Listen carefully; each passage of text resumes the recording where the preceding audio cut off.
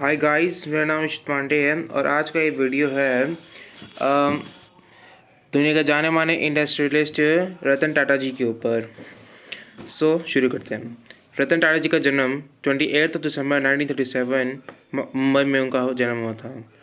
उन्होंने स्कूल से उन्होंने पढ़ाई की, यानी यहाँ जितने स्कूल्स थे मतलब ब्रिटिश राज के दौरान, तो उन्होंने वहाँ से उन्होंने पढ़ाई की। फिर फर्दर स्टडीज़ के लिए वो सीधा हार्वर्ड यूनिवर्सिटी गए पढ़ने के लिए। अब ऐसे कहा जाए सो वो कई यूनिवर्सिटीज़ से वो पढ़े और साल 1962 को उन्होंने अपने फैमिली का उन्होंने बिज़नेस ज्वाइन किया। वैसे मैंने पिछले वीडियो में यानी इससे पहले मैंने 10 अक्टूबर 2024 को उनके ऊपर मैंने एक वीडियो बनाया था उनको ट्रिब्यूट देने के लिए। अगर आपने नहीं देखा है तो मेरे इस वीडियो के अपलोड होने तक आप वो वीडियो मेरे यूट्यूब चैनल पर देख सकते हैं। अगर कहा जाए तो उन्होंने हार्वर्ड यूनिवर्सिटी से उन्होंने खूब पढ़ाई की, अलग अलग स्कूल से खूब पढ़े। और फिर मैं जैसे कहा उन्होंने 1962 को उन्होंने अपने फैमिली का बिज़नेस ज्वाइन किया और 45 ईयर्स तक उन्होंने वो काम किया। उससे टाटा का रेवेन्यू 40% बढ़ा और प्रॉफिट 50 गुना बढ़ा। आप समझ सकते हैं कि मतलब यानी रतन टाटा जी एक इंडस्ट्रियलिस्ट के साथ एक फिलैंथ्रोपिस्ट भी थे। उनके यहाँ बहुत सारी कंपनीज़ हैं। मैंने कहा जाए उनके पास 100 से ज़्यादा कंपनी हैं और 100 से ज़्यादा देशों में वो ऑपरेट करती हैं। जैसे टाटा ट्रक्स हैं, टाटा ट्रक्स जो टाटा ने बनाई। रतन टाटा जी मतलब वो खुद इतने पढ़े लिखे इंसान थे, यानी उनका बिज़नेस धीरे धीरे बढ़ता रहा। फिर तब जाके उन्हें वहाँ मैनेजर हेड बनाया गया टाटा सन्स का ग्रुप। उसमें ये हुआ कि वो इतने आगे बढ़े अपनी लाइफ में, उन्हें कई न्यूमरस उनको अवार्ड्स मिले। पद्म भूषण जो उन्हें 2000 मिला, 2008 में उनको पद्म विभूषण मिला 8 साल बाद। महाराष्ट्र के जैसे महाराष्ट्र भैरव और आसाम के जैसे आसाम भैरव, मतलब इस तरह के अवार्ड्स उनको मिले उनके एक्सेप्शनल कॉन्ट्रीब्यूशंस की वजह से। क्योंकि वैसे भी उन्होंने बहुत बहुत कुछ किया। और रतन टाटा जी पारसी ज़ोरास्ट्रियन फैमिली से बिलोंग करते हैं। अगर कहा जाए तो आज से करीब 300 साल पहले उनके जो दादाजी थे जमशेद जी टाटा, उनके बेटे ने हांगकांग में अपना बिज़नेस खोला था और साल दर साल उन्होंने अपना बिज़नेस खूब एक्सपैंड किया, खूब पैसे कमाए। फिर आर्मर्ड स्टील और टाटा स्टील ने ऐसे ऐसे टैंक बनाए थे, ऐसे ऐसे स्टील के साथ कि उस ज़माने में एक अंग्रेज़ के पॉलिटिशियन ने उनकी तारीफ़ तक की कि जब बम गिरा आसमान से तो अंग्रेज़ी टैंकों को कुछ भी नहीं हुआ, क्योंकि इस तरह का फौलाद बना था अंग्रेज़ी टैंकों का। और फिर मैंने अगर कहा जाए तो 20th सेंचुरी के आधे साल जंग में निकल गए। 1914 में यूरोप में वॉर छिड़ी, उससे इतना तो नुकसान नहीं हुआ, लेकिन जब विश्व युद्ध 2 हुआ तब तो भाई साहब इतनी ज़्यादा तबाही मची, पूरा विश्व ख़त्म हो गया। मतलब विश्व ख़त्म नहीं हुआ, देश की सारी इकोनॉमी पूरी की पूरी ध्वस्त हो गई। All got ruined. सिर्फ यूएस ही था जो एक सुपर पावर बन रहा था। क्योंकि ऐसा इसलिए क्योंकि हर एक इंसान की सोच अलग होती है। और 1945 में जब वही विश्व युद्ध 2 ख़त्म हुआ तो उस ज़माने में आपको अगर कहूँ ना कि उसके बाद क्या हुआ, आप लोग की लिटरली रूह काँप जाएगी। सब कुछ नस्ता नाबूद हो चुका था। ब्रिटिशर्स के पास पैसे भी नहीं थे इंडिया में फंड करने के लिए। और आज़ादी के बाद से लेकर आज तक टाटा ग्रुप ने बहुत मदद किया इंडिया को इकोनॉमिकली जियोपॉलिटिकली डेवलप करने के लिए। टाटा जी भी कम थोड़ी ना थे।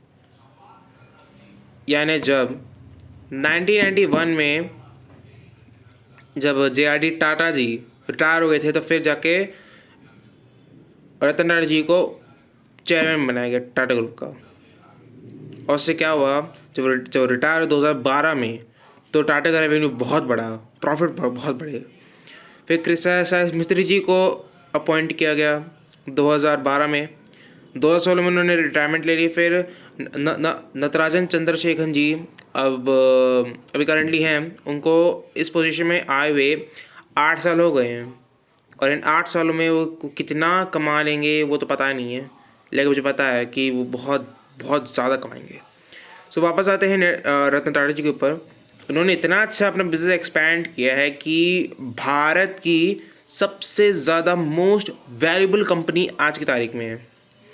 और जानते हैं कि रतन टाटा जी और उनकी पूरी टाटा फैमिली ने अपना बिजनेस संभाला कैसे। अभी इतने सालों से जो हमारे पे इतने अत्याचार हुए और जब हम आज़ाद हुए, और नेहरू जी ने जो सोशलिस्ट पॉलिसीज़ लगाई थी, जिसकी वजह से कोई भी बिज़नेस आगे नहीं बढ़ सकता। अगर प्रॉफिट हद से ज़्यादा हुआ तो बिज़नेस उसका ठप कर देंगे। क्योंकि उस समय क्या था दोस्तों कि हमारे अंदर कॉन्फिडेंस की बहुत कमी थी। उस ज़माने में हम ये समझते थे कि अंग्रेज़ ने हमारे साथ बहुत धोखा किया और हमें काफ़ी गरीब देश थे। We were a very poor country at that time. लेकिन रतन टाटा और उनकी पूरी टाटा फैमिली ने भारत को तब भी इकोनॉमिकली डाउनफॉल होने तक से बचाया था। तेजस फाइटर जेट तो को याद ही होगा कि जब हमारी कंट्री ने लिबरलाइज इकोनॉमिक रिफॉर्म्स सेट किए थे, तो तब जाके गवर्नमेंट ने सोचा था कि ये तेजस फाइटर का हमें प्रोजेक्ट बंद करना होगा। लेकिन रतन टाटा जी ने कहा था कि हम इसे बंद नहीं कर सकते क्योंकि बहुत ही एडवांस्ड है। इतना एक्स्ट्रा ऑर्डिनरी प्रोजेक्ट है जिसमें यंग माइंड्स का कंट्रीब्यूशन है। अगर आप बंद कर देंगे तो फिर इतने सालों की मेहनत कहाँ जाएगी, वो तो वेस्ट जाएगी।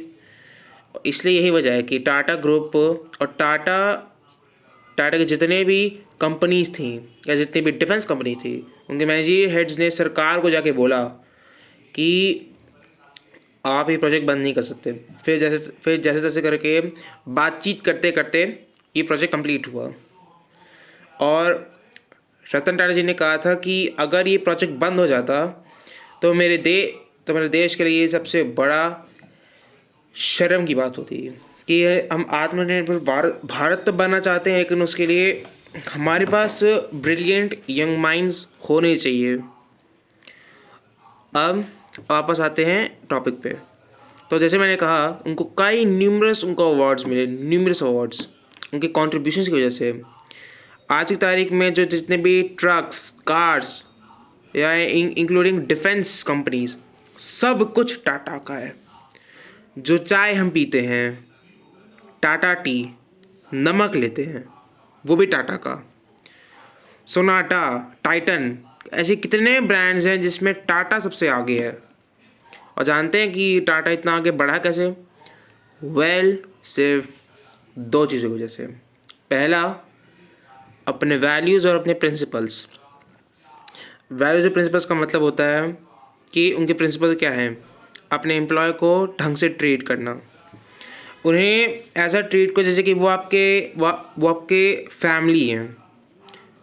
टाटा फैमिली ने भी यही किया था। टाटा ने अपने हर एक एम्प्लॉय को अपने परिवार समझ के उसकी बहुत मदद की। जमशेदजी टाटा ने अपने नागपुर में उन्होंने अपना कॉटन मिल का उन्होंने बिज़नेस खोला था, उससे उनको बहुत प्रॉफिट मिला, बहुत प्रॉफिट। और उस ज़माने में जब अंग्रेज़ी शासन हम पे अंग्रेज़ के लोग हम पे राज करते थे और हम इकोनॉमिकली हम काफ़ी वीक थे। और एक चीज़ क्या थी, तो एक चीज़ ये भी थी कि उन्होंने अपने वैल्यू और प्रिंसिपल को हमेशा आगे रखा है। उनको पैसे से मतलब घंटे भर का नहीं है। हाँ, पैसे से मतलब भले हो, लेकिन उनको सिर्फ 10 से 20% मान लेते हैं, 10-20%। बाकी का 80% उनको घंटा फर्क नहीं पड़ता उससे। 80%। अब ऐसा क्यों? क्योंकि वो अपने एम्प्लॉय को एज अ फैमिली ट्रीट करना ज़्यादा प्रेफर करते हैं। क्योंकि पारसी में लोग रिस्पेक्टेबल ज़्यादा होते हैं। और कुत्तों से भी बहुत प्यार करते थे रतन टाटा जी। उस वजह से यही है कि रतन टाटा जी एकदम छा गए एकदम पूरे के पूरे दुनिया में। 1984 में जब दंगे हुए थे 1984 में, उसकी वजह से सिखों के लिए उन्होंने अलग से ट्रक्स बनाए ताकि जाके जिन जिन लोगों का घर बर्बाद हुआ, जिन लोगों की रोटियां छीनी गई, उनके लिए इतनी बड़ी एम्प्लॉयमेंट अपॉर्चुनिटी उस ज़माने में तो कोई सोच भी नहीं सकता था। आज भी सिख लोग टाटा ट्रक में लॉयलिस्ट एम्प्लॉयज़ हैं। और बात करें भारत की डेवलपमेंट में तो डिफेंस के सेक्टर में टाटा ने बहुत कुछ कंट्रीब्यूट किया। ट्रक्स, टैंक्स, राइफल्स, ड्रोन्स सब बनाए, क्योंकि प्राइवेट कंपनीज भी आ रही हैं बनाने के लिए। और एक्चुअल में क्या है ना दोस्तों, जैसे मैंने पहले बताया कि उन्होंने दो प्रिंसिपल्स पे उन्होंने सबसे ज़्यादा फोकस किया, दो चीज़ों पे जो मैंने पहले बोल दिया कि वैल्यूज और प्रिंसिपल्स। अब दूसरी चीज़ बताऊँ क्या है? हमारा दिमाग। रतन टाटा जी और उनकी टाटा फैमिली ने अपने इस माइंड को इतना अच्छा यूज़ किया है कि इसकी ताकत कितनी है आप सोच भी नहीं सकते। इसी को यूटिलाइज़ करके टाटा ग्रुप ने बहुत न्यूमरस प्रॉफिट्स रेवेन्यूज़ कमाए और उसकी वजह से भारत की इकोनॉमिक ग्रोथ में उन्होंने बहुत कुछ किया है, बहुत कंट्रीब्यूट किया है हमारी कंट्री के डेवलपमेंट के लिए।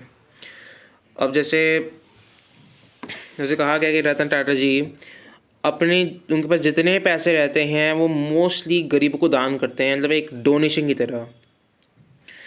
और रतन टाटा जी ने बहुत कुछ किया हमारी कंट्री के लिए, इतना तो कोई कर भी नहीं पाता, क्योंकि उन्होंने अपनी पाई सांसें सिर्फ अपने देश के डेवलपमेंट में न्योछावर की थी।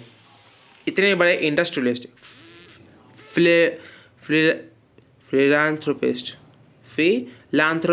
थे वो, मतलब ऐसे इंसान जिसका मन करे अपना पैसा दान करे, दान पे दान।